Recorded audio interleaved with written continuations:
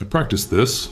I sat in my car for 40 minutes before recording this, and I practiced saying the words out loud, just to make sure I could get through them without stopping, without falling apart completely. I still don't know if I can, but I'm going to try, because I think someone needs to hear this.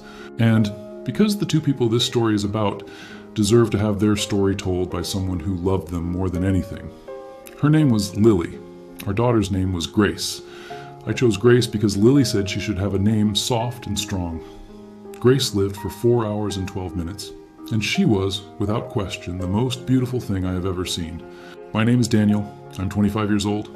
7 months ago I drove to the hospital with my wife in the passenger seat, her hand on her stomach, her face doing that thing it did when she was trying to be calm but wasn't. She was scared. I told her everything was going to be fine. I believed it. I had no idea I was driving her to the last place. Her room was yellow, Lily's choice. I took a photo of Lily laughing at me over the crib that I still cannot look at. The morning of, I found her sitting at the kitchen table in the dark at 5 a.m. She said, "I just want you to know that this year has been the best year of my life. Whatever happens today." I told her to stop being dramatic. I would give everything to go back and just let her finish the sentence. One moment everything is loud and Lily is working harder than I have ever seen. And then the room changes. The energy shifts. Grace arrived into the world at 11:47 a.m. She was small, and she was real, and she was ours. I want to tell you about those 4 hours. Not the parts that hurt. I want to tell you about Grace. They put her in my arms at 12:03 p.m. She had Lily's nose. She had my hands. I held her like she was made of something more fragile than anything I had ever touched. For the first hour, I just talked to her. I told her about the yellow room and the playlist. In the second hour, Grace opened her eyes. I said her name. Grace. I told her she mattered. She mattered. The third hour I sang to her. I sang the embarrassing pop song from the playlist. Grace left at 4:01 p.m. I felt it happen. I have been asked whether those 4 hours felt like enough time. The honest answer is no. 4 hours is not enough time to be someone's father. 4 hours is nothing. And also, 4 hours is everything I have. And I would not trade 1 minute of it. She was here. She was real. She was Grace. And for 4 hours and 12 minutes, she was mine. The world doesn't stop for tragedy. Outside this hospital window, the city pulse continues. Cars streaking like ribbons of light through the cold, indifferent night. Everything else is moving, but I am frozen. The hum of a vending machine in this sterile hallway is the only sound in my entire universe right now. It's the small, quiet absences that hurt the most. 2 mugs on the counter. One is empty, used. The other sits full and cold, waiting for someone. Grief isn't a single wave. It's a rising tide that slowly covers everything you once knew, leaving you stranded in a house that feels like a museum. I wake up, and for exactly 3 seconds, I forget. Then the ceiling comes into focus and the weight of the silence settles back onto my chest. The hospital bag is still by the front door, untouched.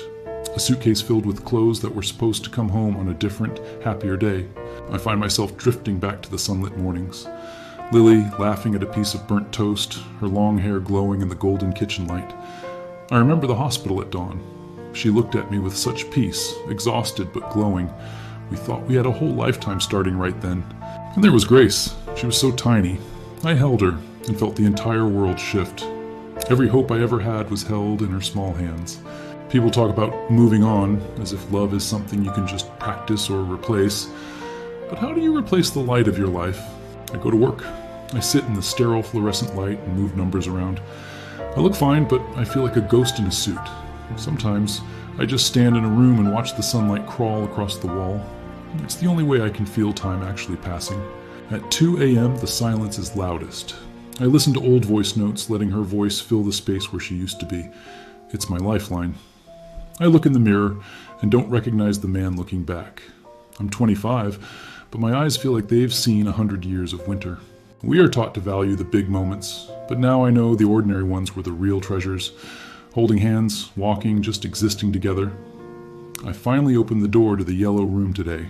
Grace's room. It's perfect. A crib, a blanket, and her name waiting for her. The weight doesn't get lighter. You just get stronger at carrying it. You don't get over people who were your whole world. You carry them. I will tell their stories. I will remember every laugh, every look, and every dream we shared. That is how I keep them with me. If you are struggling with loss, know that your love is a testament to what was. It's okay to hurt. It's okay to remember you're not alone. For Lily, for Grace, my heart will always be your home.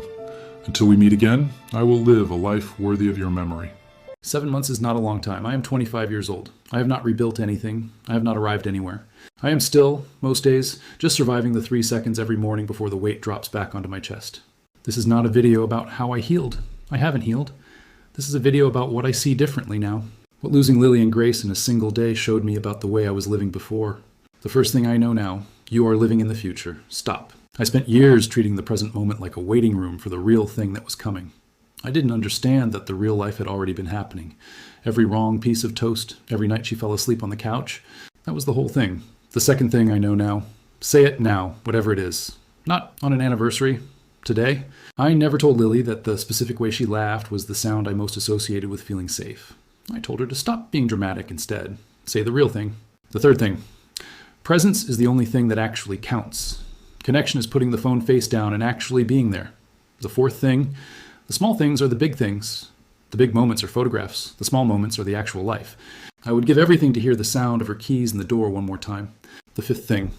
Grief will find you eventually. Let it. Crying is not weakness. Falling apart is not weakness. It is the bravest thing you can do. Tell the people you love that you love them. Not in an assumed way. Call your person right now. Tell them it matters. Everything I know about living I learned from losing you. While you still can.